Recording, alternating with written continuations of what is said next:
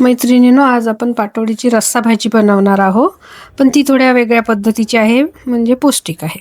त्याच्यासाठी आपल्याला काय काय इन्ग्रेडियंट लागते ते मी तुम्हाला आता सांगते. हे आहे धने, 1 चम्मच जिरे, खोबरं, चिरलेला कांदा स्वच्छ, थोडे मिरे, 2 लवंग आणि कलमी, 2 बडी विलायची आणि 2 छोटी विलायची, आणि हे आहे लाल वाळलेला मिरच्या, सांबाराच्या काड्या, 1 वाटी मेथी, 4 बदाम आणि 4 काजू. हे झालं आपलं रश्श्याचं इन्ग्रेडियंट. तर पाटवडीसाठी हा आहे खोबरा किस, सांबार, हे 1 वाटी बेसन.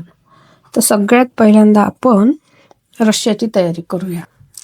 थोडं तेल घालून प्रथम धने, त्यानंतर बडी इलायची, थोडं जिरे, आपण त्यामध्ये आपण लाल मिरच्या टाकून घेऊ आणि याच्यामध्येच थोडं आपण खोबरं परतून घेऊया.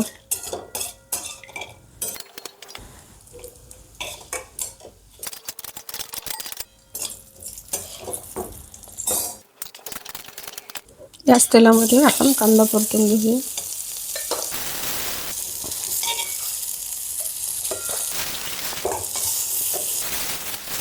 मध्ये काढून घेऊया. हे आपल्याला थोडं थंड होऊ द्यायचं आहे. याच्यामध्येच आपण असं करूया, या काड्या थोड्या,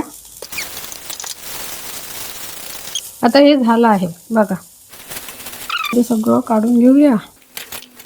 याला आपण 5 मिनिट थंड होऊ देऊ आणि त्यानंतर आपण मिक्सरमधून याला बारीक पेस्ट तयार करून घेऊ. तोपर्यंत आपण पाटवडीसाठी तयारी करूया.